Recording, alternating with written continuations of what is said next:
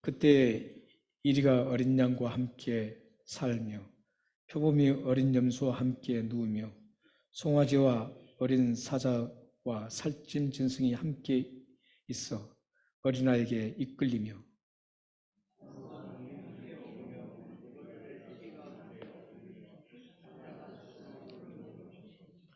젖먹는 아이가 독사의 구멍에서 장난하며 젖된 아이가 독사의 굴에 손을 넣을 것이라.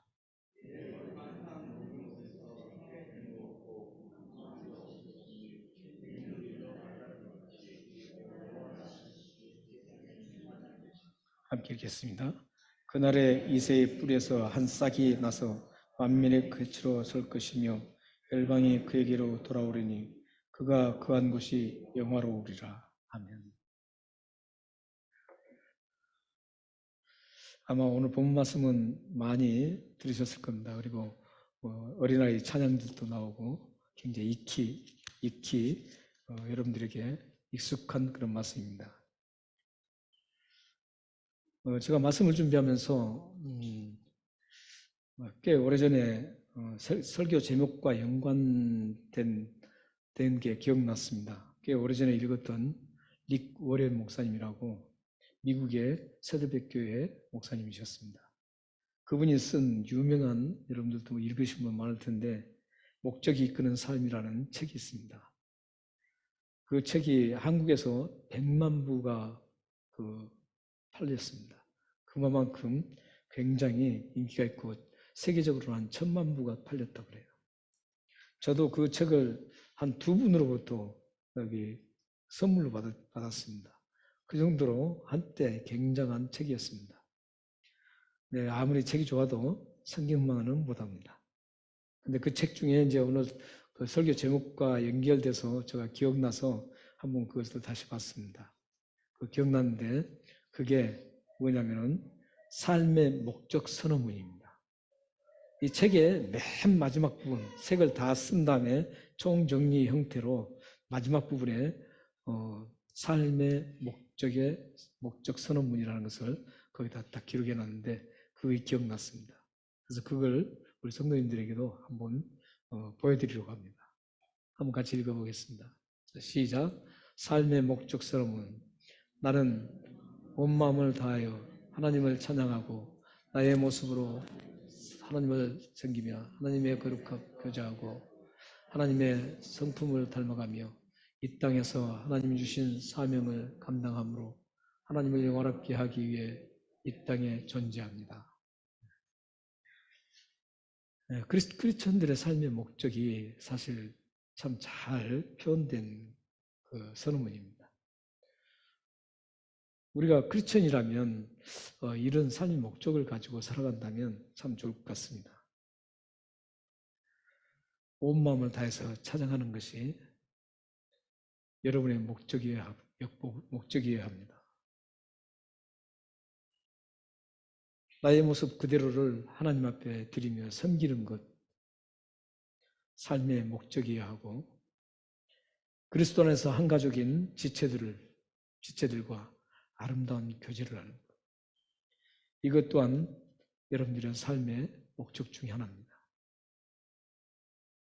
그리고 하나님의 이름을 영광스럽게 드러내기 위해서 나의 사명을 잘 감당해서 하나님의 그 영광스러운 이름을 온 열방에 드러내기 위한 그런 존재라는 것을 분명히 알고 그 일들을 실천해 나가는 것이 우리 크리스천들의 삶의 목적이어야 합니다.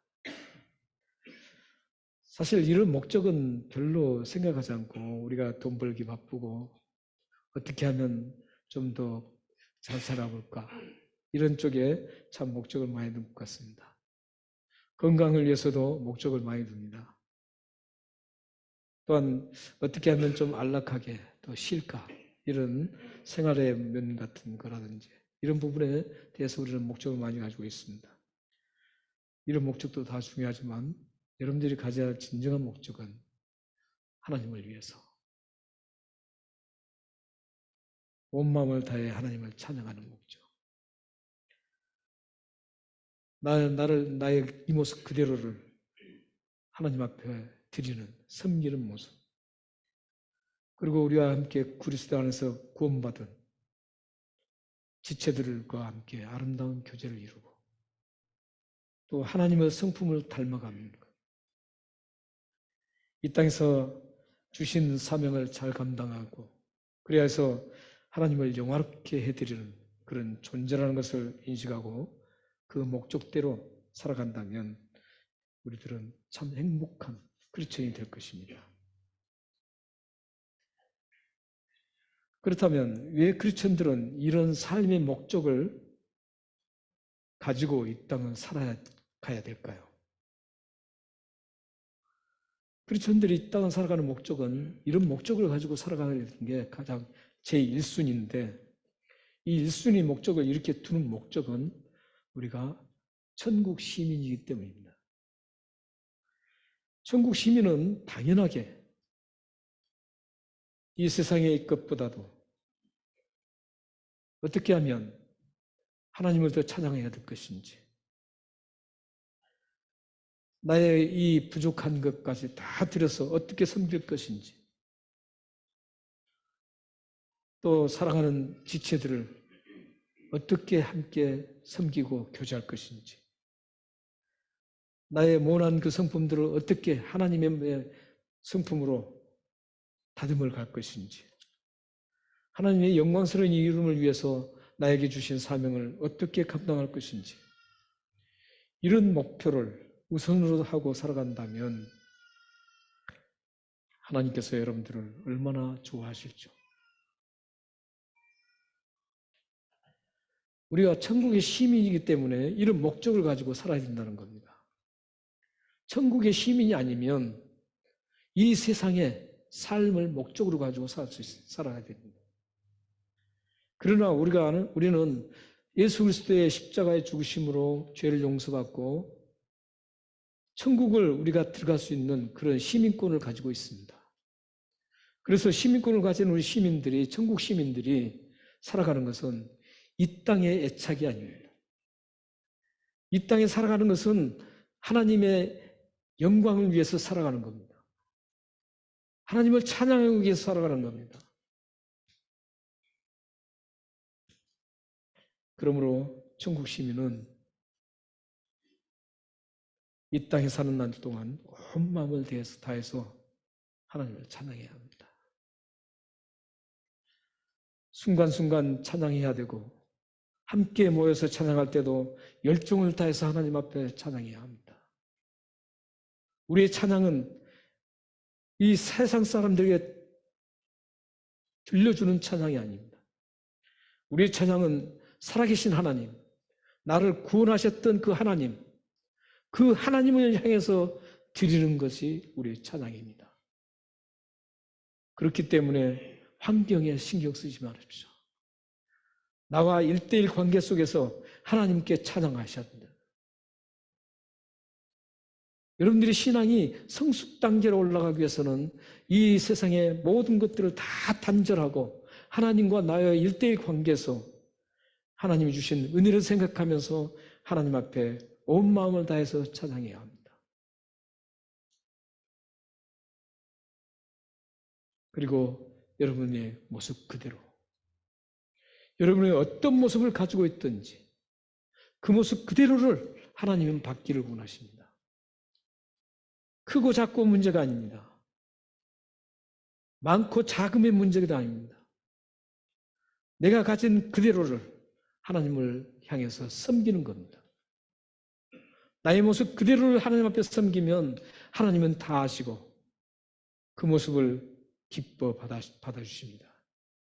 믿으시나요? 그래서 우리는 하나님의 이름을 영화롭게 영광을 돌려드리는 그런 삶을 살아내야 합니다. 오늘 말씀에 보면 천국의 그런 특징적인 모습이 오늘 말씀에 지금 나타나고 있습니다.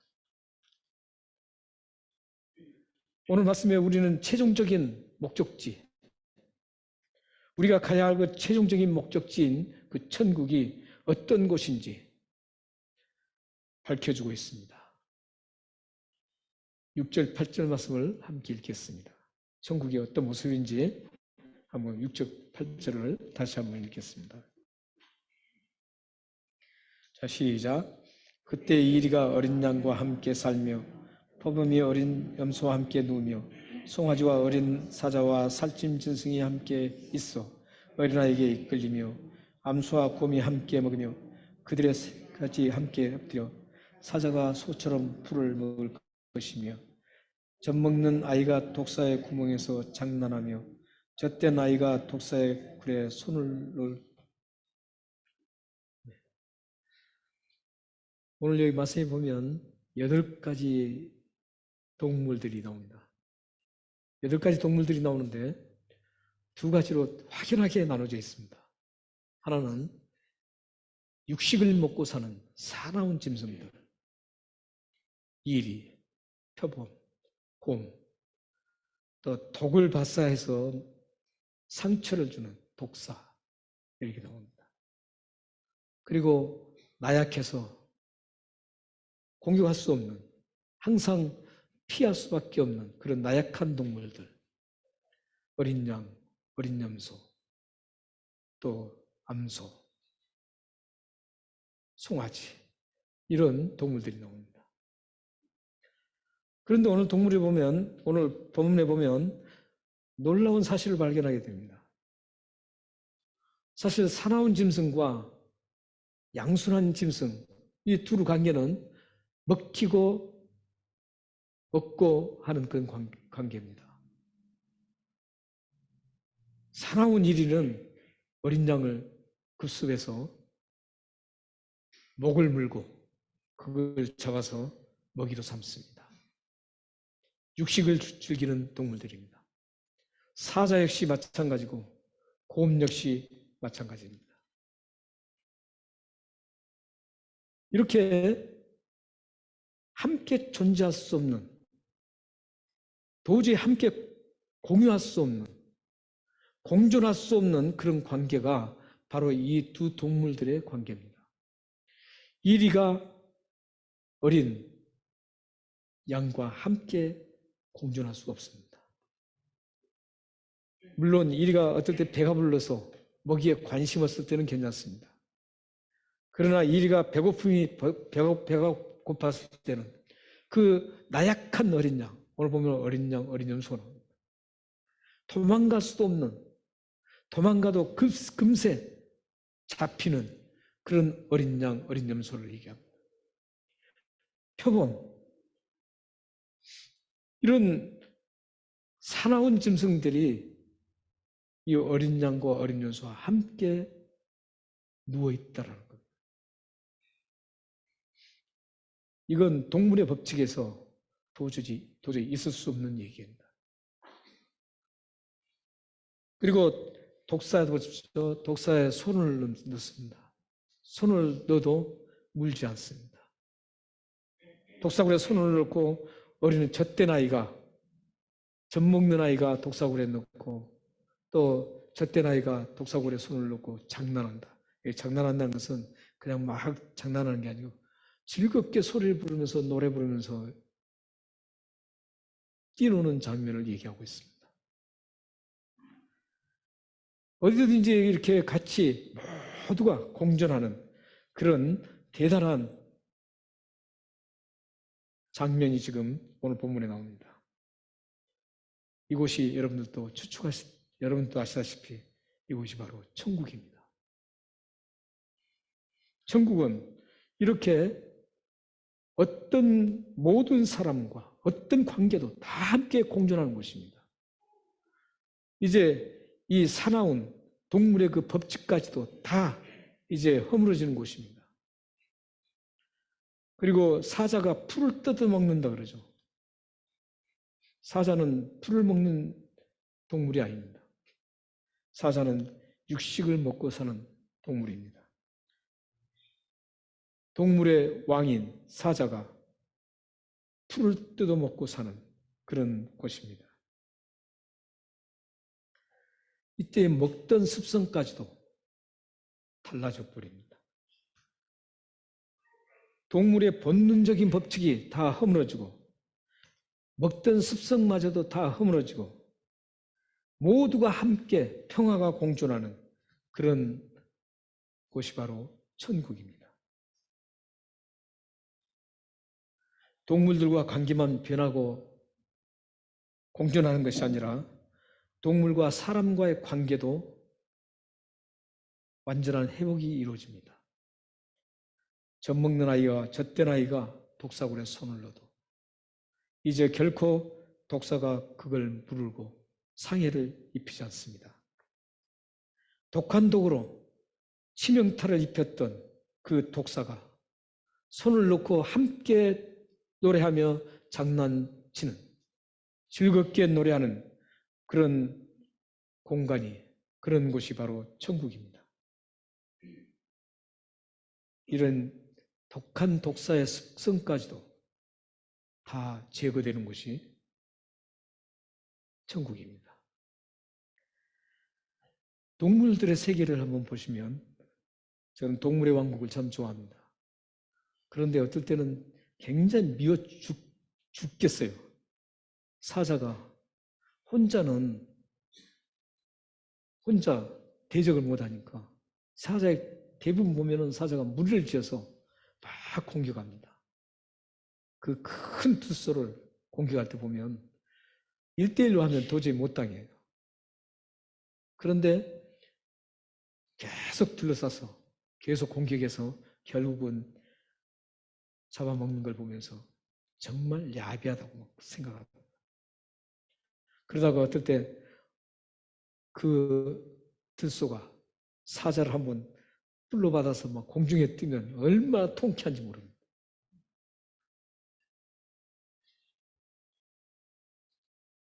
동물의 세계를 보면 참 잔인합니다. 약한 짐승을 공격해서 처참하게 갈기갈기 찢어서 먹는 거 보면 정말로 잔인합니다. 그러나 이것은 어쩔 수 없는 동물의 세계입니다. 동물의 그 법칙입니다. 동물만 그렇습니까? 우리 사람들은 더합니다. 오히려 동물보다 더 처참합니다. 동물들은 자기가 배고플 때는 먹잇감이 지나가도 손대지 않습니다. 그러나 사람들은 배가 부를 만큼 다 불렀어도 자기들이 채우려고 하는 그런 아주 잘못된 속성들을 가지고 있습니다. 동물들보다 사람들이 더 악랄할 수 있습니다. 사람들의 삶을 보면 참 치열합니다. 얼마나 치열하는지 모릅니다. 국가가 국가를 한번 보십시오. 세계 전쟁 나는 것들을 보면 정말로 동물보다 더합니다. 자기 국가의 이익이라고 생각하면 어떤 수단 방법을 가리지 않고 끝까지 처참한 살생을 저지릅니다. 자기들이 가진 무기를 최대한 동원해서 처참하게 만듭니다. 이게 사람들입니다. 기업도 그렇습니다. 기업이 다른 기업에 먹히지 않기 위해서는 얼마나 치열한 경쟁을 해야 되는지 모릅니다. 삼성과 애플 그 관계를 보십시오. 무발품 관계도 보면 얼마나 치열한지 모릅니다. 우리나라 삼성이 저렇게 끝까지 버티고 있는 건 참 대단합니다. 기업들 간에 어떤 기업이든지 자국 기업끼리도 마찬가지고 세계적인 기업끼리도 마찬가지고 얼마나 치열한 경쟁을 하는지 모릅니다. 그만하면 충분할 텐데 자기를 따라오는 사람은 못 봅니다. 자기를 따라오는 기업을 못 봅니다. 어떻게든 그 기업을 망하게 할까 하는 그런 못된 습성을 가지는 게 사람입니다.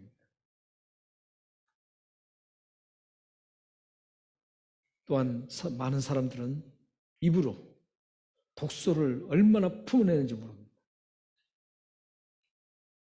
입으로 품어내는 그 독소로 인해서 수많은 사람들이 상처를 입고 아파합니다. 그런데 천국은 서로 잡아먹고 먹기는 사는 자 죽느냐 그런 경제의 법칙이 제거되고 사라진 곳이 천국입니다. 악한 독소를 품어내면서 상처를 주던 입의 독소가 모두 다 깨끗이 제거된 곳이 천국입니다. 완벽한 평화가 임한 곳이 천국입니다. 본능의 법칙과 습성까지도 변화돼 완벽한 평안이 이루어진 그곳이 바로 천국입니다. 우리의 최종적인 목적지가 바로 천국입니다. 그 천국이 또한 어떤 곳인가를 9절에서 또 말씀하고 있습니다. 6절에서 8절까지는 동물을 비유해서 천국이 어떤 곳인가를 밝혔는데 9절에서는 이제 동물이 아닌 그 천국의 본질을 지금 밝히고 있습니다. 9절 말씀을 함께 읽겠습니다. 자, 시작. 내 거룩한 산 모든 곳에서 해됨도 없고 상함도 없을 것이니 이는 물이 바다를 덮은 것 같이 여호와를 아는 지식이 세상에 충만할 것입니다. 여기 9절에 거룩한 산은 메시아 예수 그리스도를 통해서 이루어지는 통치 영역, 즉 천국을 의미합니다. 그곳에는 해됨도 없고 상함도 없다라는 겁니다. 어떤 해를 받는 것도 없고 부패한 것이 없다라는 겁니다. 뿐만 아니라 이 천국은 물이 바다를 덮음과 같이 여호와를 아는 지식이 충만한 곳입니다. 여기 충만이라는 것은 완벽하게 하나님을 아는 지식을 가졌다는 것. 우리는 사실 이 세상에 살면서 하나님이 어떠신 분인지 참 희미하게 우리는 알고 있습니다. 성경을 통해서 우리는 알고 있지만 그래도 그게 확연하게 볼 수가 없습니다. 그래서 고린도전서에는 이렇게 말씀하죠. 지금은 우리가 희미한 거울을 보는 것 같지만 그때는 천국에서는 얼굴과 얼굴을 맞댄 것처럼 안다릅니다. 우리는 사실 하나님의 뜻이 뭔지 굉장히 잘 모르잖아요. 왜냐하면 하나님을 모르기 때문에 그래요. 하나님을 아는 지식이 부족하기 때문입니다. 하나님에 대한 알의 지식이 풍성할수록 하나님의 뜻을 조금 더 알 수 있습니다. 그러나 이 땅에서는 하나님의 뜻을 완벽하게 모릅니다. 그런데 천국에서는 하나님의 아는 지식이 풍부하다는 것. 여기 하나님을 아는 지식이라는 어떤 지식을 말하느냐면 하나님의 뜻이 무엇인지, 하나님이 원하시는 게 무엇인지 그걸 알고 나를 만드신 그 목적이 무엇인지로 알고 그 목적대로 천국에서는 살아가는 것. 그 목적대로 살아가는 게 이 천국이에요. 그러니까 천국은 단순히 우리가 그냥 가서 뭐 엔조이하고 막 쉬고 이런 개념이 아닙니다.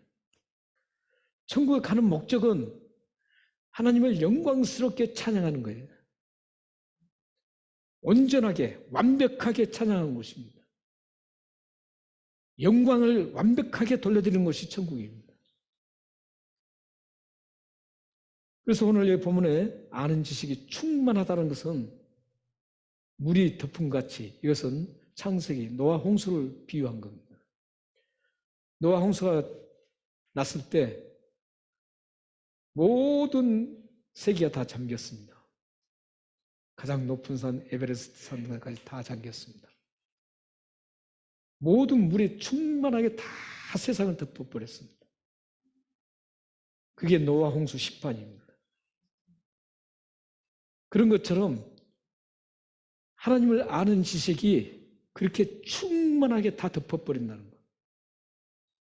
그러니까 천국에서는 하나님을 얼마나 뚜렷하게 아는지 모릅니다. 지금 우리가 하나님의 뜻이라든지 하나님이 무엇을 원하는지 이런 것들을 참 판가름하기 어려워요. 그렇지만 천국 가면 그럴 필요가 없습니다. 천국 가면 하나님의 뜻을 명확하게 알고 그 하나님의 뜻대로 행하는 곳이 천국입니다. 그 표현이 바로 지금 9절 표현 말씀입니다. 9절 말씀입니다. 그렇다면 이 천국을 누가 언제 하나님 백성들을 천국으로 돌아오게 할까요? 누가 하나님 백성들을 이 좋은 천국으로 돌아오게 할 것인가? 10절을 한번 읽겠습니다. 10절 같이 읽겠습니다. 시작. 그날에 이새의 뿔에서 한 싹이 나서 만면의 가치로 설 것이요 열방이 그에게로 돌아오리라. 그가 거한 곳이 영화로우리라. 그날에 이새의 뿔에서 한 싹이 납니다. 이새의 뿔에서 난 싹이 누구냐면 메시아 예수 그리스도입니다. 예수 그리스도께서 십자가의 죽으심으로 모든 죄를 제거하심으로 인해서 예수 그리스도를 믿는 모든 사람들, 그 열방이라고 표현하고 있죠. 만민이라고. 그 열방과 만민들이 모두 돌아온다는 겁니다. 어디로 돌아올까요? 천국으로 돌아온다는 겁니다. 근데 여기 지금 돌아온다는 뜻은 어떤 뜻이냐면은 걸어서 목적지로 찾아온다라는 그런 뜻입니다.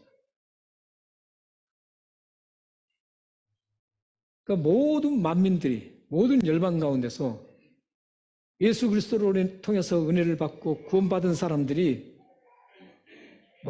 모두가 찾아오는 겁니다. 돌아오는 겁니다. 목적지를 향해서.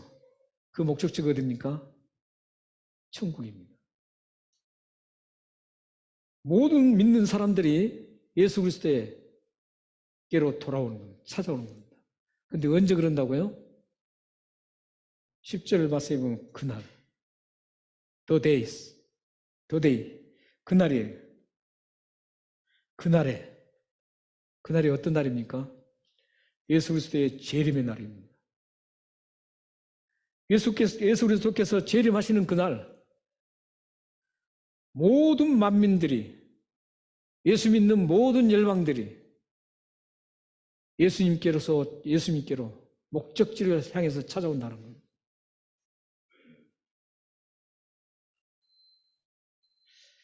모든 사람들은 인식하든 인식하지 않든 모두가 목적지를 향해서 걸어가고 있습니다.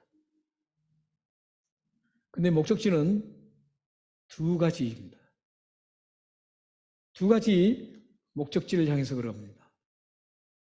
한 가지만 목적지가 있다면 좋을 텐데 목적지가 두 군데입니다.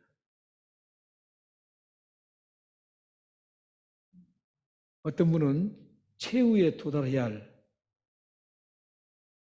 지옥의 목적지를 향해서 가고 있습니다. 어떤 분은 최후의 목적지인 천국을 향해서 갑니다. 그런데 안타깝게도 이 세상에는 수많은 사람들이 지옥이라는 최후 목적지를 향해서 가고 있습니다. 이것은 성경적입니다. 노아 홍수 때 구원받은 사람은 수십억 중에서 8명이었습니다. 소돔과 고모라에서 구원받은 사람도 소수였습니다. 성경에 심판하는 장면에서 보면 구원받은 사람은 소수였습니다.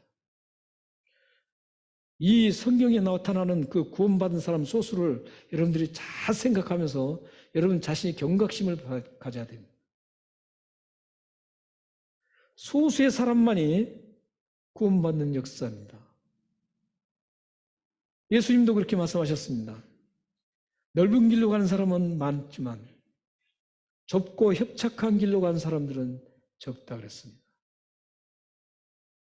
구원받은 사람은 분명히 성경에서는 작다라고 얘기합니다. 지금도 우리 주위를 봐도 그렇습니다. 주위를 봐도 최종 목적지 지옥을 향해서 가는 사람들이 훨씬 많습니다. 천국을 향해서 가는 사람들이 비교할 수 없을 만큼 적습니다. 이걸 좀 좁혀서 교회 안으로 좁혀서 보면 교회 안에도 그럴 수 있다라는 겁니다. 여러분들 조심하셔야 됩니다. 한국 교회가 그렇게 많은 숫자가 있었지만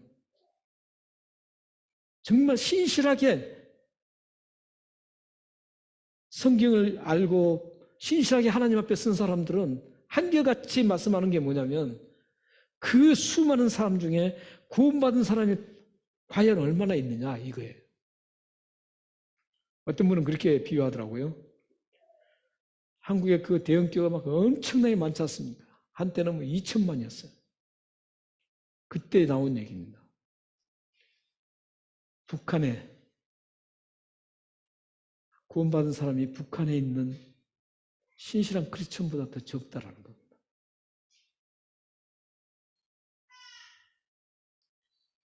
이게 성경적이에요. 예수님이 말씀하셨고 심판의 모든 성경 심판의 과정을 보면 다 그렇게 되어 있습니다.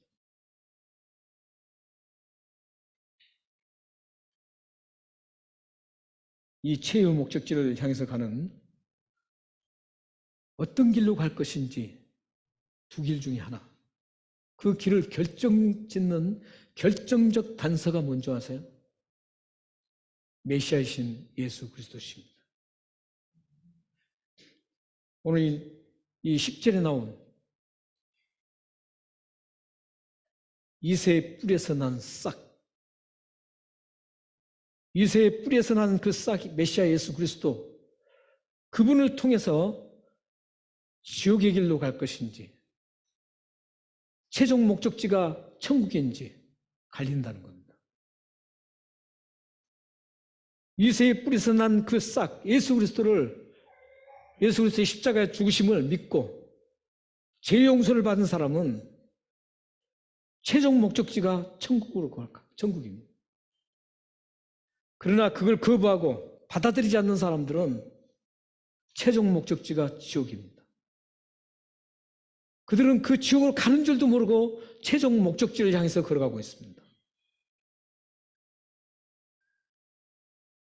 사랑하는 성도 여러분,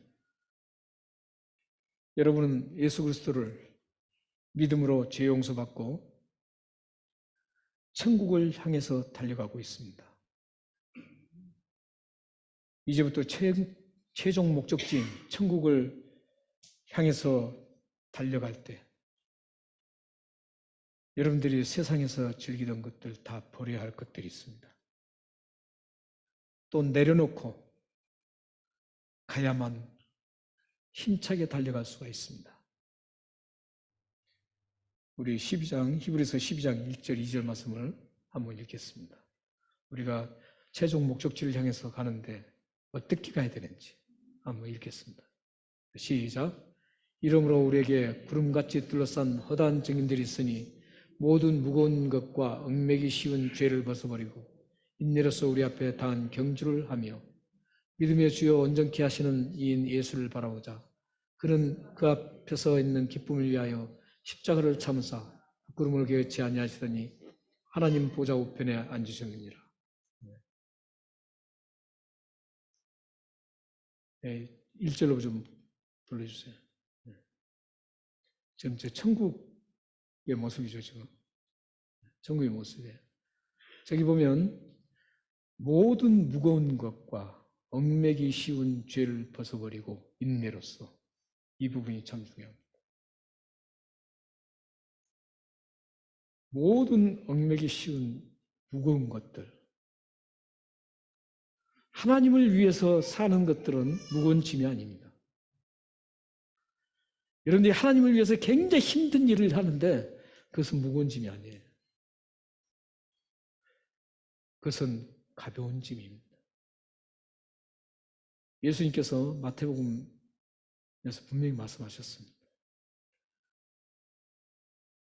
내 짐은 가볍다고 말씀하십니다. 주님을 위해서 힘들고 애쓰고 굉장히 무겁게 여겨진 것은 절대 무거운 게 아닙니다. 어떤 게 무겁냐면 주님을 위해서 하지 않는 것. 이건 죄가 될 가능성이 굉장히 많습니다. 죄가 될 가능성이 많기 때문에 그 죄하고 같이 묶여 있기 때문에 그게 무거운 짐입니다. 세상 사람들은 그거 무거운 짐이라고 생각하지 않습니다. 오히려 그걸 엔조이합니다. 굉장히 가볍게 느껴요. 그러나 우리마저도, 크리스천마저도 그렇게 생각하면 안 되잖아요. 크리스천이라면 세상 사람들이 즐거운 것, 그걸 가볍게 여기면 안 되죠. 여러분들의 무거운 짐은 세상 사람들이 좋아하고 세상 사람들이 즐겨하는 것들이 무거운 짐입니다. 그거의 죄와 연결되기 때문에. 그래서 보면 보세요. 죄를 벗어버리고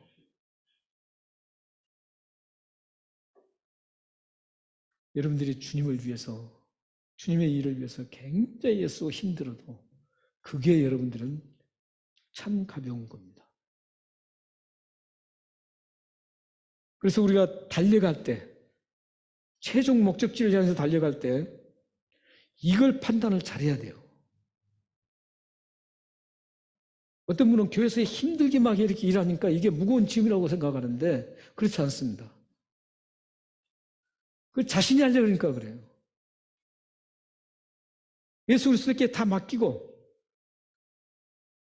결과는 다 하나님 책임져 주시니까 그걸 그대로 믿고 그냥 가시면 되는 거예요. 그런데 그걸 자기가 다 하려고 뭔가 자기를 드러내려고 하니까 이게 무겁게 느껴지는 거예요. 그것도 결국은 죄와 연결될 수가 있어요. 그렇기 때문에 여러분들이 최종 목적지 천국을 향해서 달려갈 때 주님을 위해서 하는 그 일은 절대 무거운 짐이 아닙니다. 죄와 연결된 게 무거운 짐이에요. 이걸 다 벗어버려야 돼요. 거치장스러운 거 다 내려놔야 돼요. 그리고 달려갈 수 있는 겁니다. 이제 여러분들은 예수 그리스도를 믿고 죄를 용서받고 하나님의 백성이 되었습니다. 크리스천이 됐어요.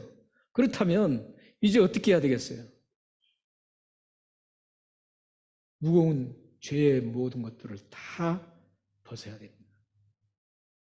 그래야만 달려갈 수 있습니다. 우리가 지금 2024년도 퍼스트 3개월 동안 지금 주제가 뭡니까? 주제가 달려가는 그리스도인.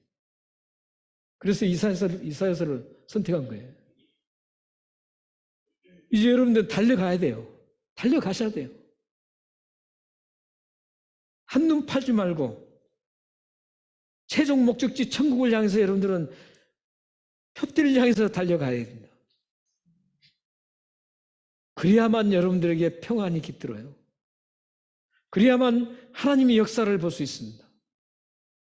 그래야만 여러분들에게 하나님이 주시는 풍요로움, 마귀가 주는 풍요로움이 아니고 하나님이 주시는 좋은 것들을 누릴 수 있는 겁니다. 평안과 기쁨과 또 필요한 여러분들에게 공급해 주십니다. 믿으시나요? 여러분들이 이제 지금 천국을 향해서 지금 가고 계시는데 얽매기 쉬운 모든 것들을 다 내려놓으시기 바랍니다. 그리고 달려가시기 바랍니다.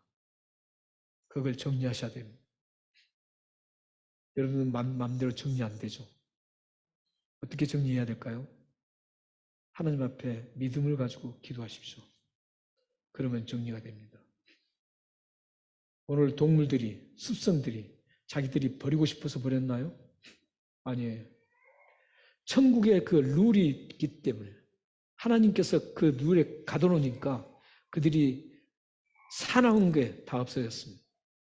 동물의 습성까지도 다 변해버린 겁니다. 아름다운 평안으로 변해버린 거죠. 그래서 여러분들이 정말 무겁고 얽매이기 쉬운 천국을 향해서 가는데 있는 것들을 여러분들이 제거하기를 원한다면 하나님의 그 법 테두리 안으로 들어오면 됩니다. 그래서 성령님께 맡기고 기도해서 그것을 과감하게 믿고 신뢰하고 가시면 어떤 것도 하나님께서 단절시켜 주실 것을 확신합니다. 마지막으로 그림을 하나 보겠습니다.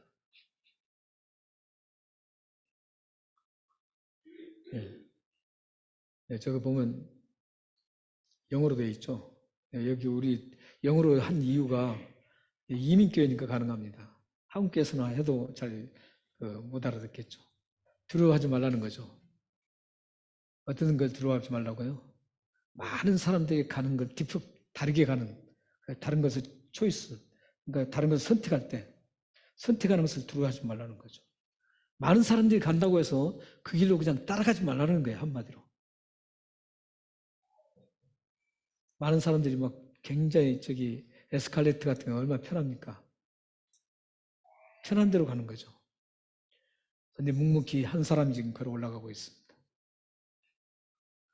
세상은 많은 사람들이 평안한 길로 갑니다. 하나님이 좋아하든 좋아하지 않든 그 관계없이 하나님의 생각은 전혀 관계없이 자기들이 좋으면 되는 거예요. 그 길로 갑니다. 크리스천들은 그래서는 안 됩니다. 하나님을 믿는 사람들은 그런 길을 가려면 안 되죠.